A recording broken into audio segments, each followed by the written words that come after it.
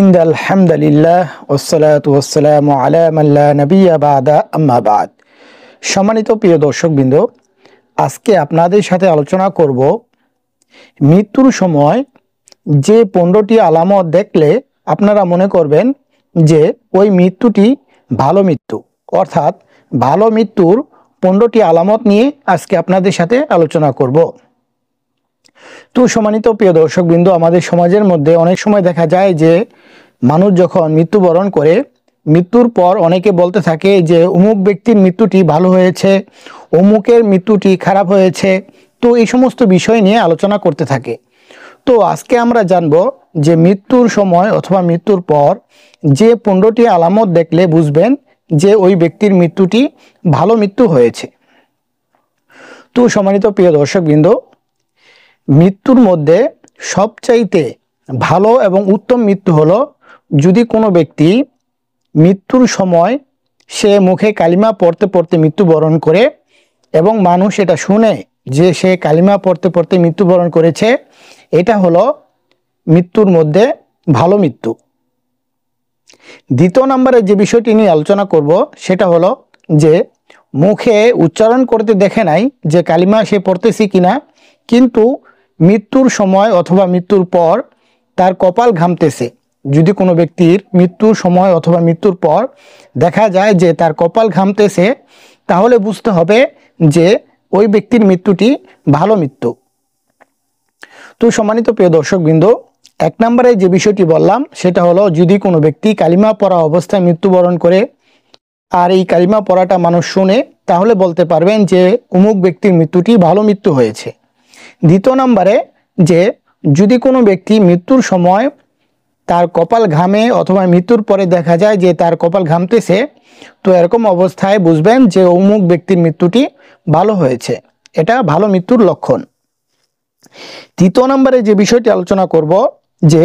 যদি কোনো ব্যক্তি জুমার দিনে মারা যায় অথবা জুমার রাতে মারা যায়। এখন কথা হলো যে জুমার দিন এবং জুমার রাত সেটা কোনটি? আরবিতে রাত্র হলো আগে আসে আর দিন হলো পরে আসে।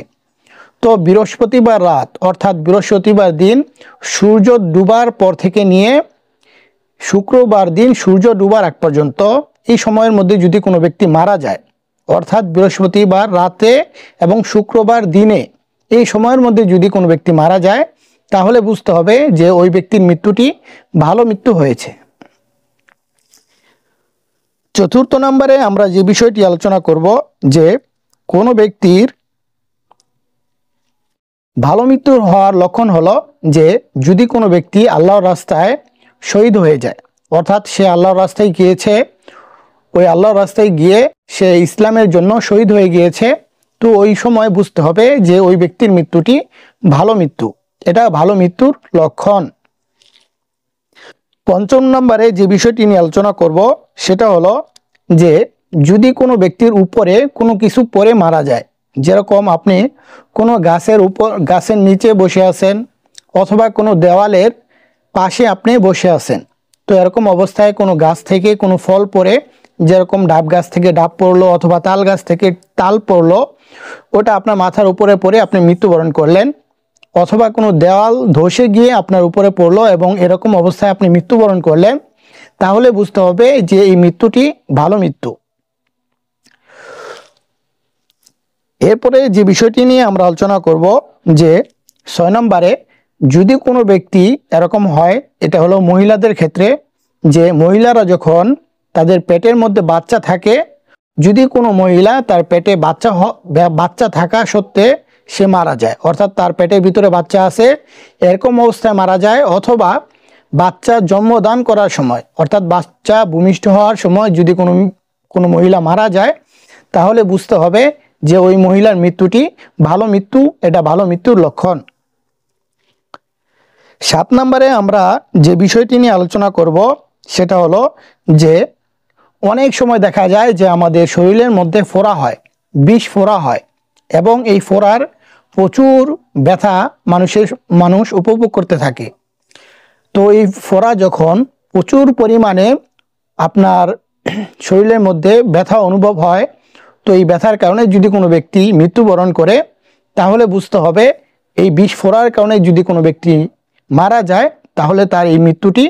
ভালো মৃত্যু বা ভালো মৃত্যুর লক্ষণ। 8 নম্বরে আমরা যে বিষয়টি নিয়ে আলোচনা করব সেটা হলো যে যদি কোনো ব্যক্তি আগুনে পুড়ে মারা যায়, অর্থাৎ আপনি কোনো ঘরের মধ্যে আছেন, তো হঠাৎ করে দেখতেছেন যে ঘর চতুর্দিক দিয়ে আগুন লেগে গিয়েছে, আপনি বের হতে পারেন নাই, আগুনে পুড়ে মারা গেছেন। ইচ্ছা করে যদি কোনো ব্যক্তি আগুনে পুড়ে, সেটা কিন্তু আত্মহত্যা হবে সেটা না, বরং যদি কোনো বিপদের মধ্যে পড়ে অথবা কোনো হঠাৎ করে কোনো কিছু এরকম হয়ে যায় যে আপনি আগুনে পুড়ে মারা গেছেন, তাহলে সেক্ষেত্রে বুঝতে হবে যে আপনার এই মৃত্যুটি ভালো মৃত্যু, এটা ভালো মৃত্যুর একটি লক্ষণ। 9 নম্বরে যেটা বলবো সেটা হলো যে সম্পদ রক্ষার্থে যদি কোনো ব্যক্তি মারা যায়, যেরকম আপনার ঘরের মধ্যে টাকা পয়সা ধন সম্পদ ইত্যাদি রয়েছে, এখন চোর আপনার ওই ধন সম্পদকে চুরি করার জন্য আপনার ঘরের ভিতরে প্রবেশ করেছে। এখন ঘরের ভিতরে প্রবেশ করার পরে আপনি ওই চোরকে ধরতে গিয়ে পরস্পরে একে অপরের সাথে আপনার যেই পরস্পর একে অপরের সাথে যেই বিষয়টা ঘটে, যেরকম চোরকে আপনি ধরতে চাইতেছেন, এখন চোরে যদি অথবা ডাকাতকে আপনি ধরতে চাইতেছেন, এখন ডাকাত যদি আপনাকে কোনো কিছুর মাধ্যমে মেরে ফেলে, তাহলে এক্ষেত্রে বুঝতে হবে যে এই মৃত্যুটি আপনার ভালো মৃত্যু বা এই মৃত্যু এটা ভালো মৃত্যুর লক্ষণ। 10 নম্বরে যে বিষয়টি নিয়ে আলোচনা করব সেটা হলো যদি কোনো ব্যক্তি পরিবারের রক্ষার্থে মারা যায়, অর্থাৎ আপনার পরিবার কোনো মুসিবতের মধ্যে পড়ে রয়েছে, ওই পরিবারকে অথবা আপনার সন্তান মুসিবতের মধ্যে পড়ে রয়েছে, ওই সন্তানকে আপনি উদ্ধার করার জন্য কোথাও গেলেন, আর এটা করতে গিয়ে আপনি মারা যান। যেরকম আপনার সন্তান আগুনের মধ্যে পতিত হচ্ছে, যেরকম আপনার ঘরের মধ্যে কোনো সময় আগুন লেগে গেল, তো এই সন্তানকে বাঁচাতে গিয়ে আপনিও আগুনে পুড়ে মারা গেলেন। অথবা আপনার সন্তান পানিতে পড়ে গেল, ওই পানিতে আপনার সন্তানকে উদ্ধার করার জন্য আপনি নামলেন, তো এরকম অবস্থা হলো যে আপনিও ওই পানিতে পড়ে মারা গেলেন। তো এই সমস্ত মৃত্যুগুলো অর্থাৎ আপন পরিবার এবং সন্তান সন্ততিদের রক্ষার্থে যদি কোনো ব্যক্তি মারা যায়, তাহলে বুঝতে হবে এই মৃত্যুটি ভালো মৃত্যুর লক্ষণ। 11 নম্বরে আমরা যে বিষয়টি নিয়ে আলোচনা করব সেটা হলো ইসলাম রক্ষা করতে গিয়ে যদি কোনো ব্যক্তি মারা যায়, অর্থাৎ যদি কোথাও এরকম হয় যে আপনার ইসলামের জন্য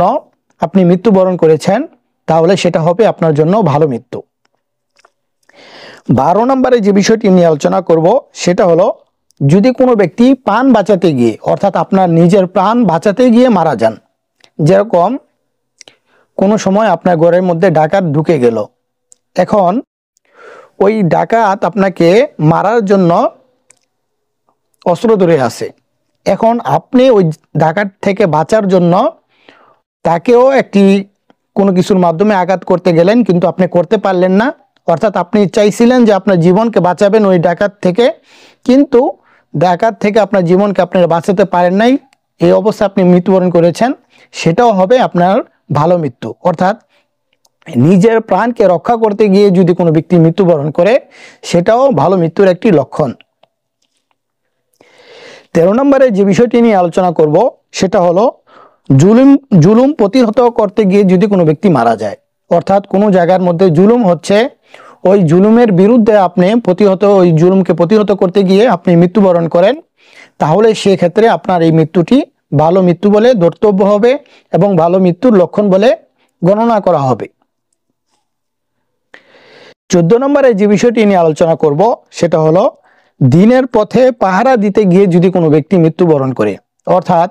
কোনো ব্যক্তি দিনের পথে গিয়ে সে পাহারা দিচ্ছে, যেরকম এক জায়গার মধ্যে অনেকজন একত্রিত হয়েছে, এখন ওই মালগুলোকে সে পাহারাদারের মধ্যে তাকে নিযুক্ত করা হয়েছে, সকলেই আল্লাহর রাস্তায় গিয়েছে, কিন্তু ওই ব্যক্তিকে রেখেছিল পাহারাদার হিসাবে। এখন ওই ব্যক্তি যদি ওই পাহারাদার অবস্থায় মারা যায়, অথবা কোনো চোর অথবা ডাকাতের হাতে মারা যায়, অথবা এমনিতেই মারা যায়, তার কোনো কিছু হলো না, কিন্তু দিনের পথে সে পাহারা থাকা অবস্থায় মৃত্যুবরণ করে, তাহলে তার এই মৃত্যুটি ভালো মৃত্যুর লক্ষণ বলে ধর্তব্য হবে। 15 নম্বরে যে বিষয়টি নিয়ে আলোচনা করব সেটা হলো যদি কোনো ব্যক্তি সৎকা করে, কোনো ব্যক্তি দান করলো, ভালো কাজ করলো, এই ভালো কাজ করার পরে যদি সে মৃত্যুবরণ করে, তাহলে ধর্তব্য হবে যে তার শেষ কর্মটা ভালো হয়েছে, অর্থাৎ সে ভালো কাজ করার পরে মৃত্যুবরণ করেছে, এটাও একটি ভালো মৃত্যুর লক্ষণ। অর্থাৎ ভালো কোনো কিছু করে এরপরে মৃত্যুবরণ করা, এটা ভালো মৃত্যুর একটি লক্ষণ। আমরা যে সমস্ত আলামতগুলোর কথা বললাম, এই আলামতগুলো বাস্তবিক পক্ষে আমাদের যে চোখের দেখা সেই হিসাবে আমরা বলতে পারি, কিন্তু ভালো মৃত্যু কোনটি, খারাপ মৃত্যু কোনটি, সেটা কিন্তু আল্লাহ রাব্বুল আলামিনের কাছে যাওয়ার পরেই নির্ধারিত হবে যে কোন ব্যক্তির মৃত্যুটি ভালো হয়েছে আর কোন ব্যক্তির মৃত্যুটি খারাপ অবস্থায় হয়েছে। তবে হাদিসের মাধ্যমে যে সমস্ত বিষয়গুলো পাওয়া যায় সেই সমস্ত বিষয়গুলো আপনাদের কাছে পেশ করলাম। আর এই যে বিষয়গুলোকে আপনাদের কাছে পেশ করলাম, এর প্রত্যেকটি বিবরণ আমাদের এই ভিডিওর নিচে দেওয়া হবে। আপনারা ডিসক্রিপশন দেখে ওই সমস্ত বিষয়গুলোকে জানতে চাইলে জেনে নেবেন। তো আল্লাহ রাব্বুল আলামিন আমাদের সকলকে এই বিষয়গুলোকে জেনে সুন্দরভাবে আমল করার তৌফিক দান করুন। আমিন।